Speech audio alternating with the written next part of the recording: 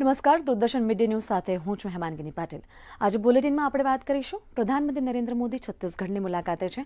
રાયપુર ખાતે તેઓ DGP IGP લેવલની 60મી ઓલ ઇન્ડિયા કોન્ફરન્સની અધ્યક્ષતા કરશે।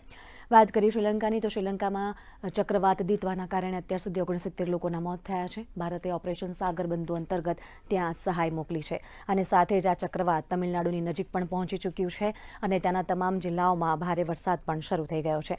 વાત કરું રાજ્યની તો રાજ્યમાં ઠંડીનું પ્રમાણમાં ઘટાડો જોવા મળી રહ્યો છે, પરંતુ 36 કલાક બાદ ઠંડી જોર પકડશે તેવું હવામાન વિભાગ દ્વારા આગાહી કરવામાં આવી છે।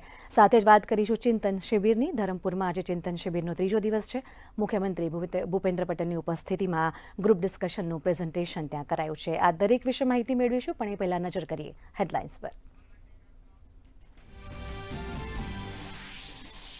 ધરમપુરમાં ચિંતન શિબિરનો આજે ત્રીજો દિવસ। મુખ્યમંત્રી ભૂપેન્દ્ર પટેલની ઉપસ્થિતિમાં ગ્રુપ ડિસ્કશનનું પ્રેઝન્ટેશન કરાયું। ચિંતન શિબિર પૂર્ણ થયા બાદ પણ નિર્ધારિત સમય અવધિ સુધી સૂચન આપી શકાય તેવી વ્યવસ્થા ગોઠવાઈ।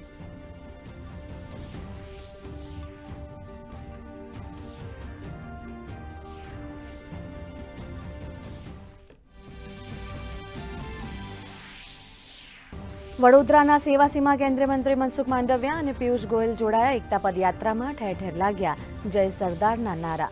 કેન્દ્રીય મંત્રી પિયુષ ગોયલે કહ્યું, આવનારો સમય ભારતના અપ્રતિમ વિકાસનો।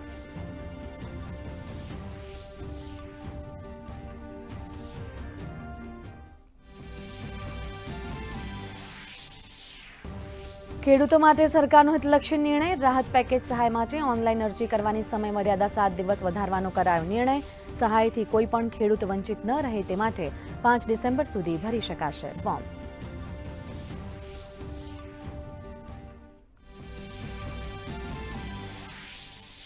પ્રધાનમંત્રી નરેન્દ્ર મોદી આજે છત્તીસગઢની મુલાકાતે। રાયપુરમાં ડીજીપી આઈજીપી લેવલની 60મી ઓલ ઇન્ડિયા કોન્ફરન્સની કરશે અધ્યક્ષતા।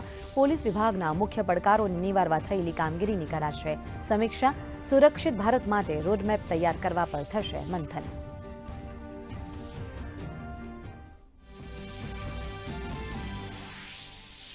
શ્રીલંકામાં વાવાઝોડા દીતવાથી વિનાશ, 69 લોકોના મોત। ભારતે ઓપરેશન સાગર બંધુ અંતર્ગત મોકલી સહાય।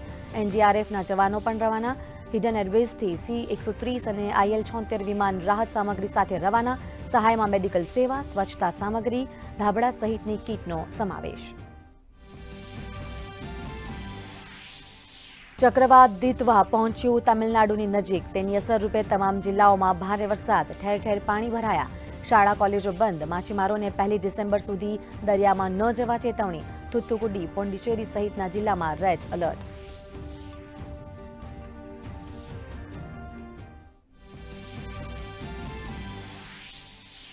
રાજ્યમાં તાપમાન ઉંચકાતા ઠંડી ઘટી। નલિયામાં 15 ડિગ્રી તો અમદાવાદ, ભાવનગર, વેરાવળ, ડીસા સહિતના શહેરોમાં તાપમાન 20 ડિગ્રીને આંબતા મિશ્ર ઋતુનો અનુભવ। હવામાન વિભાગે 36 કલાક બાદ ઠંડીનું જોર વધવાની કરી આગાહી।